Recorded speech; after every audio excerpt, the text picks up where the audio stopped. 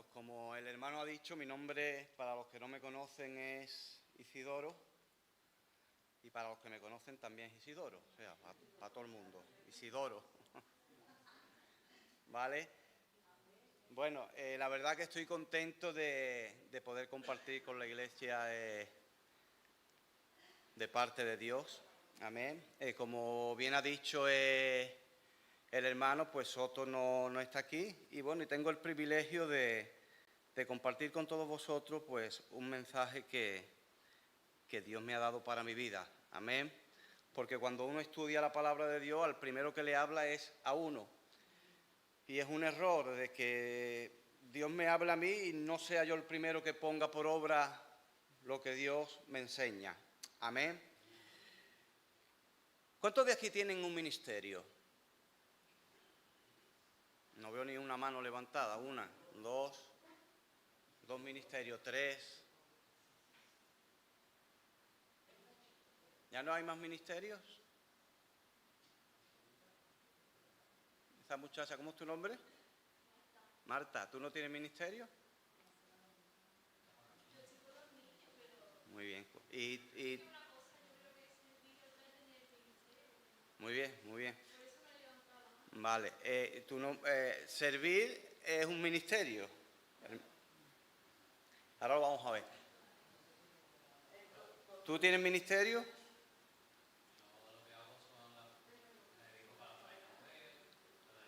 Ministerio, muy bien. Los hermanos aquí, el matrimonio, ¿son matrimonios? ¿Tienen ministerio? Tienen ministerio. Muy bien, precioso ministerio. Déjeme que le diga algo. La Biblia nos enseña que todos tenemos un ministerio. Y sin duda alguna es el ministerio más importante. Cuando hablamos de ministerio siempre nos referimos a los 5 ministerios, ¿verdad? Apóstol, profeta, evangelista, maestro y pastor, ¿no? Pero hay un ministerio que sin duda es el ministerio más importante que tiene la iglesia en general. El ministerio de la reconciliación. Y ese ministerio no es para el pastor, ese ministerio no es para la hermana o el hermano de la escuela dominical.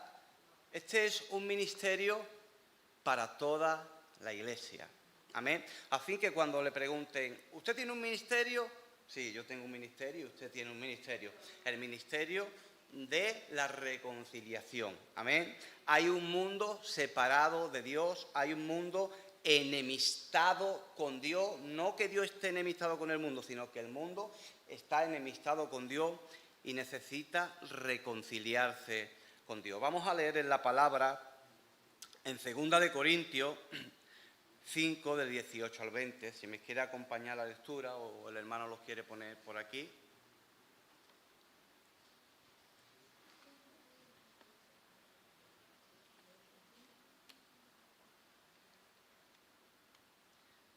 Si quiere, pues yo mientras voy leyendo y así ahorramos tiempo. Perdón. Dice así la palabra del Señor. Vamos a leer desde el 17, así entramos un poquito más en el contexto de la palabra. Dice, de modo que si alguno está en Cristo, nueva criatura es. Las cosas viejas pasaron y aquí todas son hechas nuevas.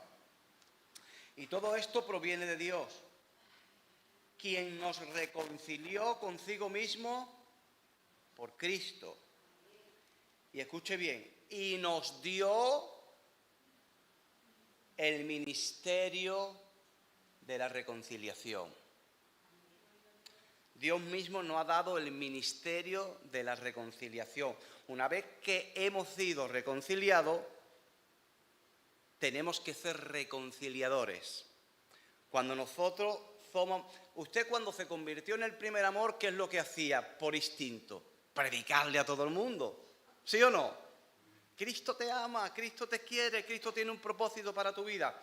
Entonces es algo intrínseco en la vida del creyente cuando se convierte. Yo me reconcilio y quiero que los demás sean reconciliados. ¿Por qué? Porque tengo el ministerio de la reconciliación. Y esto no me lo ha dado el hombre, sino que esto proviene de Dios. Y todo esto proviene de Dios, quien nos reconcilió consigo mismo por Cristo y nos dio el ministerio de la reconciliación. Que Dios estaba en Cristo. Dios estaba en Cristo, reconciliando consigo al mundo. O sea, Dios, a través de su Hijo Jesucristo, reconcilia al mundo. Jesucristo es el reconciliador por excelencia. No tomándoles en cuenta a los hombres sus pecados. Ay, Dios mío. Y nos encargó, hay otra versión de la palabra que dice, y nos confió. Es como si usted se va de viaje y tiene un perrito y dice al vecino, te confío el perrito, cuida de eso. ¿Sí? Y no más si le dice, te confío a mi hijo, o te confío algo, tú estás depositando una confianza en esa persona, ¿verdad? Dice así, Dios estaba en Cristo reconcilió consigo al mundo. Dice, no tomándole en cuenta los pecados a los hombres. Y nos encargó a nosotros la palabra de la reconciliación. Nos encargó a usted y a mí la palabra de la reconciliación. Porque el mundo no se puede reconciliar con el Señor a través de otro método, sino a través de la palabra. Conozco a personas que han recibido milagros y no están entre nosotros. Los milagros no convierten a las personas. Lo que convierte a la persona y reconcilia a la persona es la palabra. Amén. Dice, no tomándole en cuenta a los hombres sus pecados, y nos encargó a nosotros, usted y a mí, la palabra de la reconciliación. Así que somos embajadores en el nombre de Cristo. O sea, somos representantes del Señor. Y esta palabra me conmueve porque no entiendo cómo Dios, siendo Él el bueno y nosotros los malos, los apartados, cómo expresa esta palabra en las Escrituras y dice, así que somos embajadores en el nombre de Cristo, como si Dios rogase por medio de nosotros. Dios rogando que el mundo se reconcilie. Esto es tremendo, de verdad, para entenderlo. Os rogamos en el nombre de Cristo, reconciliaos con Dios. Al que no conoció pecado, por nosotros lo hizo pecado, para que nosotros fuésemos hechos justicia de Dios en él. Donde quiero llegar es que la Iglesia tiene un ministerio, el ministerio de la reconciliación. Y la palabra dice textualmente, como si Dios mismo rogase por nosotros para que se reconcilie el mundo con Dios. Ahora bien, si yo preguntara en esta tarde, ¿cómo está ejerciendo usted su ministerio de la reconciliación? ¿Qué me diría usted? ¿Qué clase de representación estoy haciendo de Cristo? ¿Cómo estoy representando yo a Cristo? ¿Qué es lo que ve la persona que hay fuera o la persona que le predico? ¿Qué ve en mí? Porque si hay personas que son que intervienen cuando hay una pelea, ¿sí? Son, ¿cómo se llama? No me sale la palabra, pero son mediadores, median, ¿vale? Ponen paz. En la raza gitana hay patriarca, ¿es cierto o no? Hay patriarca que cuando hay una trifulca, hay una pelea, hay un hombre de paz, un hombre de bien, un hombre de respeto, que lo llama para que ponga paz entre las dos familias. Ahora bien, si ese hombre viene peleando, ¿quién va a creer a ese hombre? ¿Quién va a hacer caso a ese hombre? Dice que, la palabra dice que la blanda respuesta amansa la ira, pero la palabra áspera hace subir el furor. Entonces, me quiero referir a ser embajadores y reconciliadores ¿Cómo estamos presentando a Cristo nosotros? ¿De qué manera nos ve el mundo?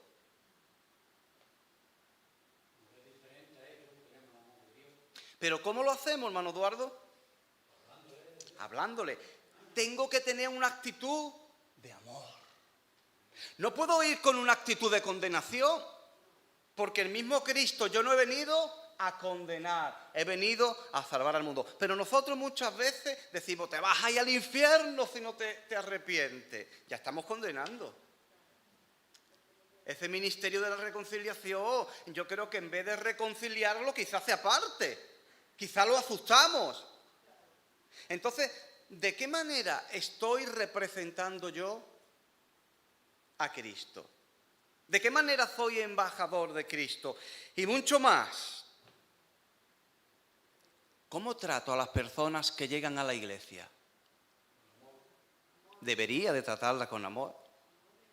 Y no solamente a los que llegan perdidos, sino a los hermanos que llegan como hijos pródigos. A reconciliarse con el Señor. Reconciliar es volver a unir algo que se ha enemistado. Es como un matrimonio. Cuando se pelea y se reconcilia no se vuelven a casar, sino que se perdona y siguen el mismo matrimonio. Entonces, cuando viene alguien por la puerta y a lo mejor no se convierte de la manera que yo me he convertido, vamos a poner un ejemplo y que nadie se ofenda, ¿vale? ¿Quién se va a ofender? Nadie, ¿no? Vamos a ver. Imagínese usted, que viene una persona por primera vez y lleva 3 meses viniendo. Y ahora yo lo veo en la puerta que está fumándose un cigarrillo.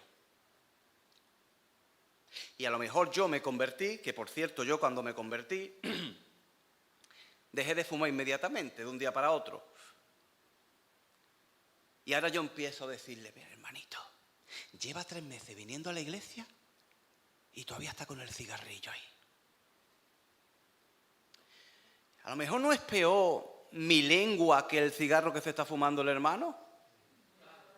Porque la lengua permanece conmigo 24 horas. Se levanta y se acuesta conmigo. Pero el cigarrillo yo no sé si lo va a dejar mañana. Dios está tratando con su vida. Debemos de recordar que somos edificios en proceso de construcción. Un edificio cuando se está construyendo, hay edificios que tardan más, hay edificios que tardan menos, pero cuando se está construyendo un edificio, el esqueleto, las bases del edificio, los tabiques se ven feos. Hierro, muros grises, tapones de estos rojos para que no te caiga y te pinche con las gavillas. Se ve feo, pero al lado del edificio hay una foto que está el edificio terminado. Una foto virtual, claro. El edificio en realidad no está terminado, pero hay una foto que pone el edificio terminado. Hay otros edificios que se pegan años y años en proceso de construcción porque le falta presupuesto. Entonces, claro, la Biblia dice que hombre que va a edificar una casa no calcula antes los gastos por si tiene para edificarla. Porque si no, cuando pasen y vean la casa 1 año, 2 años, 3 años, 1 década, 2 décadas, allí en el esqueleto dirá, este hombre comenzó a edificar su casa y no tuvo dinero para terminarla. Entonces, yo no puedo juzgar al que está fumándose un cigarro porque Dios está tratando con su vida. Yo me convertí de una manera, pero Él se va a convertir de otra. Y yo no soy quien para juzgar el trato de Dios en su vida. Todo el mundo no se convierte igual. ¿Qué quiero decir con esto? Que el ministerio de la reconciliación, la persona, el Hijo de Dios, tiene que tener unas características de amor. Unas características que fluya paz, que no haya enjuiciamiento. Porque todo el mundo no se convierte igual. El 99,9% de las veces que yo juzgo a los demás me equivoco. Porque no conozco la vida de esa persona, no sé por dónde está pasando esa persona, no conozco las circunstancias de esa persona. Y la Biblia dice que en lo que condeno a otro, me condeno a mí mismo. Porque peca de diferente manera que peco yo. Entonces, el ministerio de la reconciliación, mire usted, la iglesia debería, y hablo hipotéticamente, debería de ser un hospital. La Biblia dice que no he venido a llamar a sanos, sino a enfermos. Porque los sanos no necesitan de médico. No he venido a llamar a justos, sino a pecadores al arrepentimiento. Porque los justos no necesitan de arrepentimiento, ni los sanos necesitan de médico. Ahora bien, ¿quiénes son los sanos y quiénes son los justos? Cuando la Biblia dice que no hay justo ni aun uno, no hay bueno ni aun uno, y todos estamos enfermos por el pecado. Bueno, la diferencia es reconocer tu necesidad. Estamos enfermos, pero hay quien reconoce y quien no lo reconoce. Yo no voy a hablar del pecado de nuestras vidas, ni de lo que hace uno, ni de lo que hace otro. Pero sí quiero enfatizar en que meditemos en nuestras vidas como representantes de Cristo. Y no me voy a referir a un individuo, me voy a dirigir a la iglesia en general. ¿Cómo estamos actuando? ¿Cómo estamos recibiendo? ¿Cómo estamos trabajando?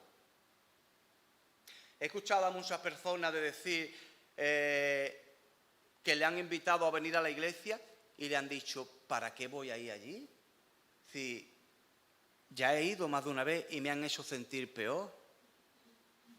¿O para qué voy a ir allí si allí solamente lo que hacen es acusarme y señalar mis faltas?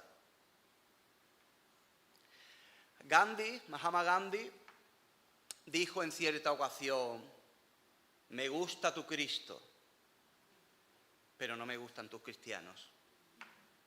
¿Tus cristianos son tan diferentes a tu Cristo?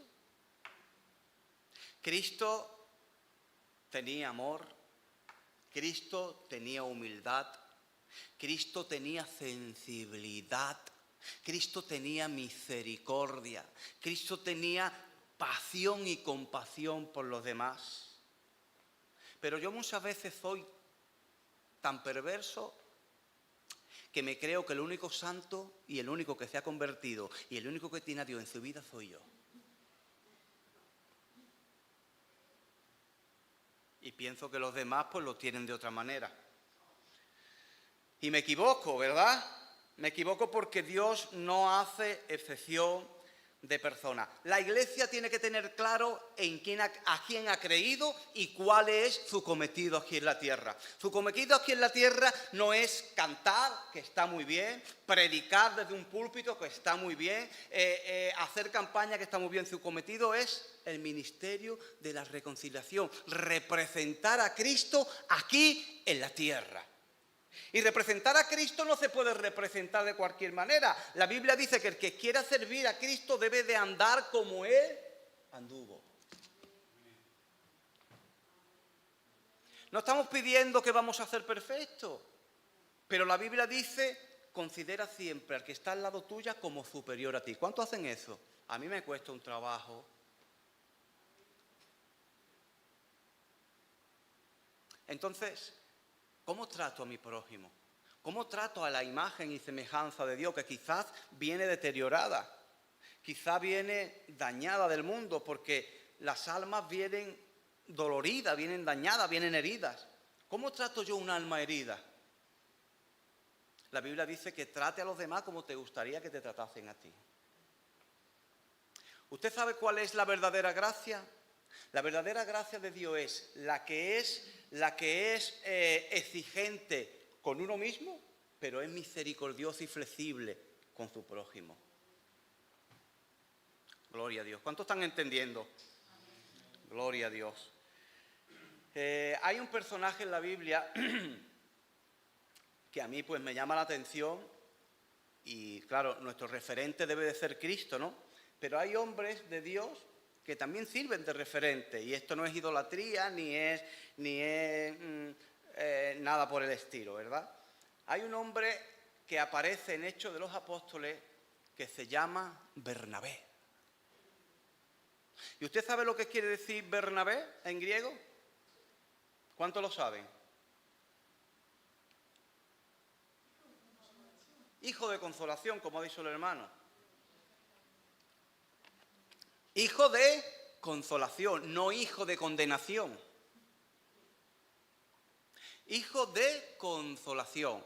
Mire usted, cuando el apóstol Pablo, que antes se llamaba Saulo, tiene ese encuentro con el Señor camino a Damasco y él se convierte, porque todos conocemos la historia de Pablo, ¿verdad? Que era celoso de la ley, criado a los pies de Gamaliel y que perseguía, era un perseguidor nato de la iglesia.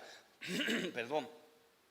Y cuando Pablo se convierte, él llevaba ya varios años persiguiendo a los cristianos, y cuando Pablo se convierte, él va a buscar a los demás discípulos, y los demás discípulos se esconden, ¿vale? Parafraseando, se esconden, y no quieren dar la cara. ¿Por qué? Porque dicen, aquel que en un tiempo perseguía a la iglesia, aquel que buscaba a los cristianos para matarlo, para ajusticiarlo, para llevarlo a la cárcel, ¿cómo nos vamos a fiar de él? Y si esto es una estrategia. Y no querían juntarse con él, no querían dar la cara. Y hay un personaje que es Bernabé, que da la cara por Pablo. Y coge a Pablo y lo lleva y lo presenta a los apóstoles y lo hace amigo. Dice que se dieron la mano en señal de compañía. Hizo de intermediario para que hubiera paz y para darle credibilidad a Pablo. Es verdad, es cierto que se ha convertido al Señor. Luego Pablo, cuando comienza a viajar, sabemos que Pablo hace 3 viajes en la Biblia. En el primer viaje se llevan a un tal Juan Marcos, ¿sí o no? Se llevan a un tal Juan Marcos. Se va Pablo, Juan Marcos y Bernabé. Y ahora resulta que por el motivo que fuese, Juan Marcos abandona a Pablo y a Bernabé. Se da la vuelta y los deja, con perdón de la expresión, lo deja riado, lo deja tirado. Luego en el segundo viaje, ¿vale? Pablo y Bernabé se salpan otra vez, quieren salir de viaje. Y Bernabé dice, vamos a llevarnos de nuevo a Juan Marcos. Y dice Pablo, yo no me llevo al que ya una vez nos ha defraudado. No le doy la oportunidad. Y Bernabé sacrifica la amistad de Pablo y decide de irse con Juan Marcos, aquel que lo había defraudado. Pablo no le da la oportunidad y Pablo sabía lo que hacía, ¿verdad? Pablo es reconocido como una persona de Dios, un hombre de Dios, pero no le da la oportunidad a Juan Marcos. Y Bernabé sacrifica, porque eran uña y carne, sacrifica la amistad de Pablo y dice, Pablo, si tú no vas con Juan Marcos, yo sí me voy con él. Y Pablo se va por un lado y Juan Marcos se va con Bernabé por otro. Luego vemos más adelante que Pablo le escribe a Bernabé, le dice, envíame a Juan Marcos porque me es útil en el ministerio. Y luego vemos que posiblemente la carta del Evangelio de Marcos esté escrito por este Marcos. ¿Por qué tenemos la carta de Marcos? ¿Y por qué le fue útil en el ministerio de Pablo? Porque hubo un hombre que le dio una segunda oportunidad. Hubo un hombre que no lo juzgó, no dijo, este no ha abandonado, este ya no tiene oportunidad, sino que sacrificó la amistad y le dijo, no, Juan Marcos, vente conmigo. Y terminó siendo uno de los evangelistas y útil en el ministerio de Pablo. Dio fruto, porque hubo un hombre que le dio la oportunidad. ¿Cuántos somos personas de oportunidad? ¿Cuánto vemos a personas, a hermanitos que se han descarriado, a hermanitos que llegan como hijos pródigos, a hermanitos que con perdón de la expresión han metido la pata y lo miramos con desprecio, en vez de recibirlo con los brazos abiertos. Porque dice la palabra de Dios que hay más gozo en el cielo por un pecador que se arrepiente que por 99 que no necesitan de arrepentimiento. Entonces, ¿cómo estoy yo siendo embajador de Cristo? ¿Cómo estoy utilizando el ministerio de la reconciliación? ¿Puede confiar una persona en mí para reconciliarse con el Señor? ¿Ve en mí un mediador de reconciliación o ve en mí un juez? ¿O ve en mí un religioso? ¿O ve en mí un santurrón que no se puede arrimar a mí, como los fariseos? Como decía Cristo, ustedes imponéis a los hombres cargas pesadas que ustedes mismos os atrevéis a tocar con un dedo. Hipócritas. Si nadie salta a la altura de la luna. ¿Quién es el que salta más de la iglesia? ¿El que salta más de la iglesia puede ser salta 1 metro? ¿Sí? ¿1 metro? ¿Otro salta 20 centímetros? ¿A cuánto estamos de la distancia de la luna? Estamos a la misma distancia, aunque salte 1 metro, aunque te subas la azotea. Todos estamos a la misma distancia de Dios.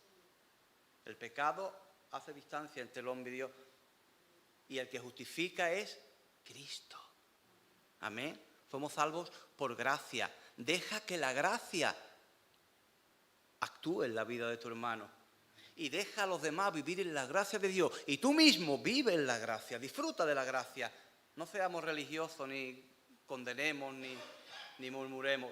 Mire usted, había una iglesia en Asia Menor que el Señor se dirige hacia ellas en Apocalipsis 3 y las reprende duramente. Y esta iglesia tenía muchas características de lo que estamos hablando aquí.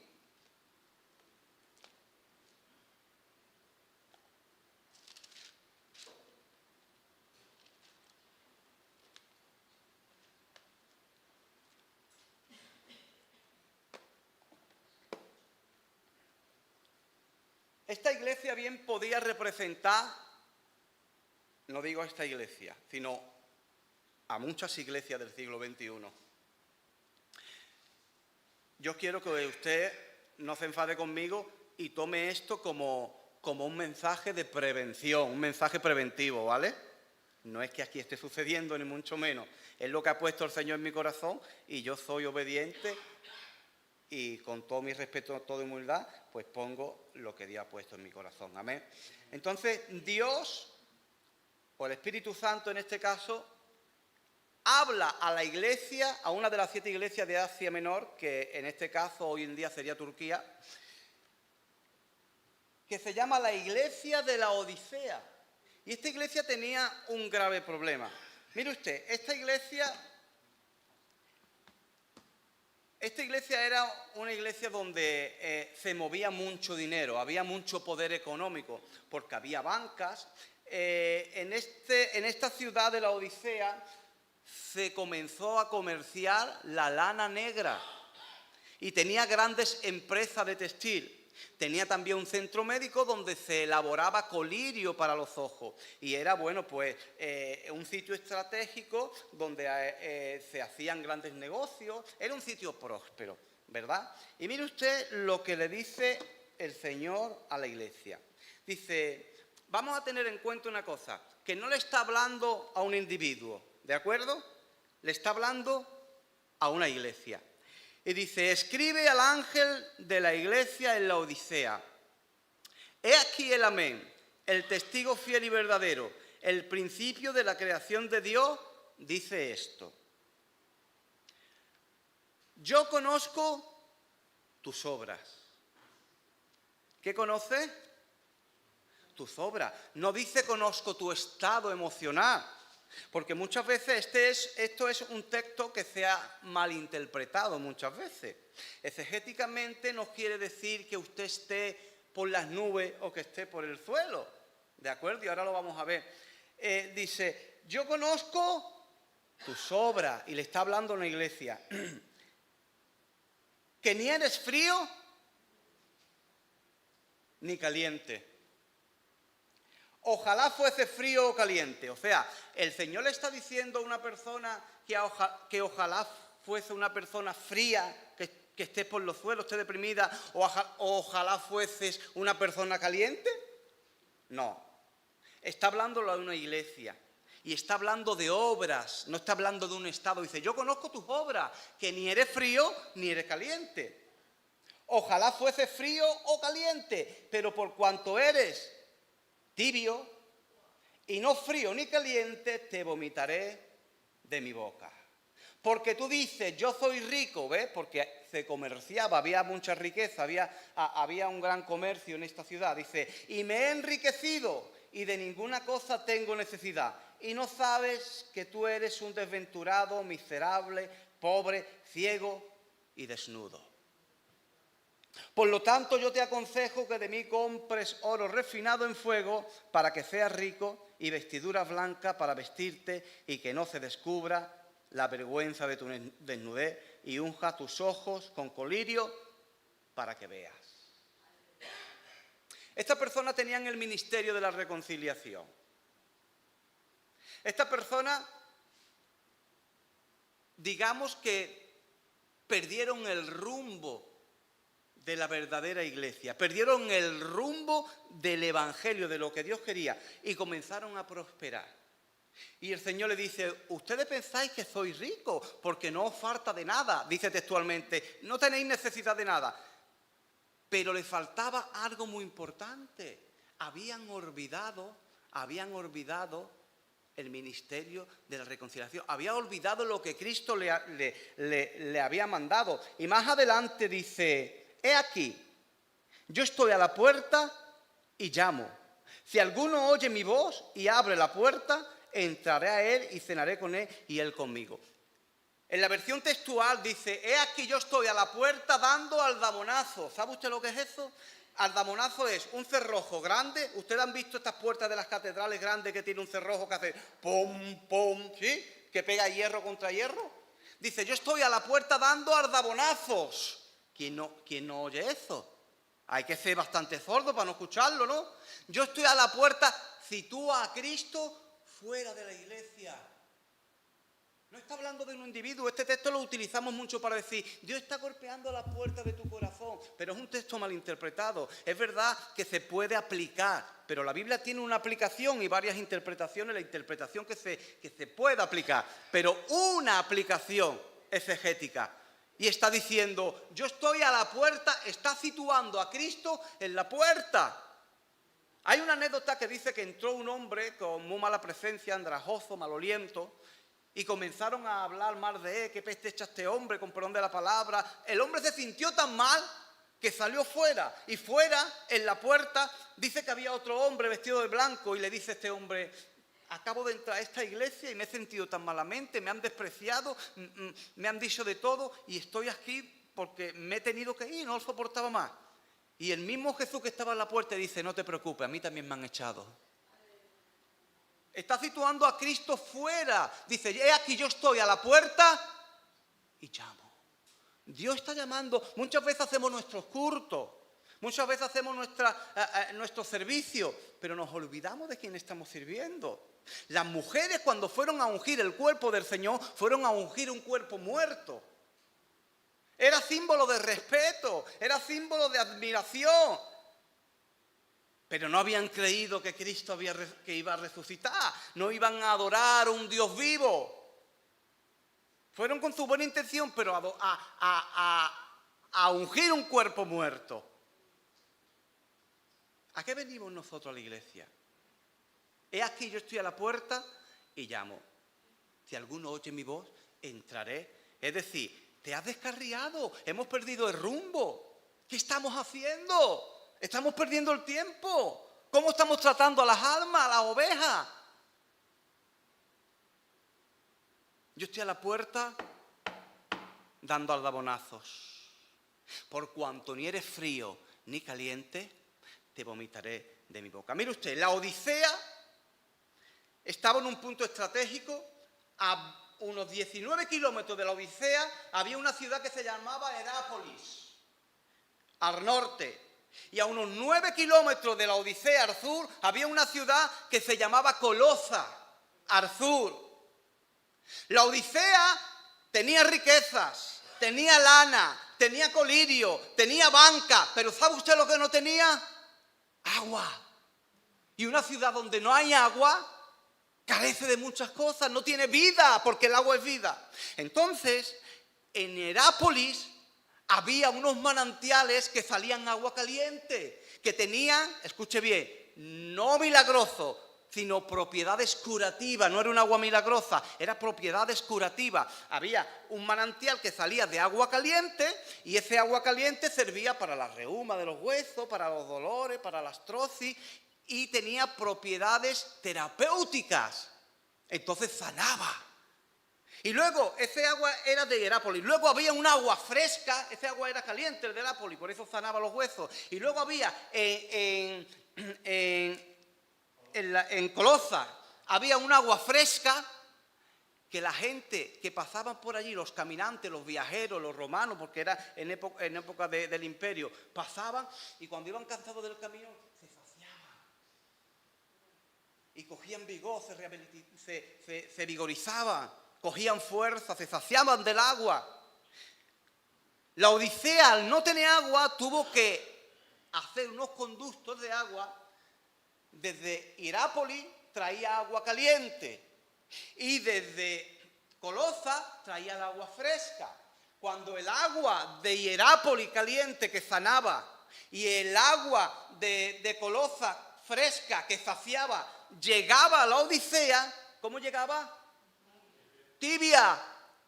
Y la tibiez, en los grados que produce la tibiez, hay un producto químico que se llama azufre. Y esa tibiez hace subir el azufre por una reacción química y cuando tú lo pruebas provoca el vómito. De tal manera que los romanos cuando hacían banquete para ellos era algo espléndido, algo de hombría, no parar de comer. Entonces, cuando ellos querían vaciar su estómago, iban a la Odisea, probaban el agua de la Odisea y esa reacción química le hacían vomitar y ellos comenzaban a comer de nuevo. Entonces la Biblia me está diciendo, por cuanto ni eres frío, o sea, por cuanto ni sacias, no sacias a nadie, no das de comer a nadie, ni eres caliente ni sana, te vomitaré de mi boca porque no sirves para nada. Una iglesia que no sana y una iglesia que no sacia, no es iglesia de Cristo. Señores, es un club social, es un entretenimiento. Es un hobby para mi vida. Entonces la iglesia tiene que sanar y saciar. Y yo tengo que procurar al que esté a mi lado, tratarlo con amor, vendarle las heridas como el buen samaritano, ofrecerle la palabra pura y limpia, como dice, la leche espiritual no adulterada para que crezca por ella, y aliviar al herido. Darle de comer al hambriento espiritual. Las personas en el mundo están muy mal y no necesitan que tú les señales su pecado. Ellos saben cuál es su pecado. No necesitan que tú le digas lo que tienen que hacer. Las personas lo que necesitan es que le hablemos del amor de Dios. Y Dios se va a encargar de lo demás. Porque nadie somos perfectos. Esta iglesia se había olvidado de lo más esencial. Se había olvidado de sanar y de saciar. Y se creían ricos porque quizás tenían buenos coros, tenían templos decorados, daban buenas ofrendas, tenían buenos ministros. Pero el Señor le dice, tú te crees que eres rico, pero yo te digo que tú eres un pobre, desventurado, ciego, miserable y desnudo, y que tu oro se ha enmohecido. Por lo tanto te aconsejo que compres de mí oro refinado y vestiduras blancas. Necesitamos arrepentirnos, hermano. El primero yo. Necesitamos de meditar.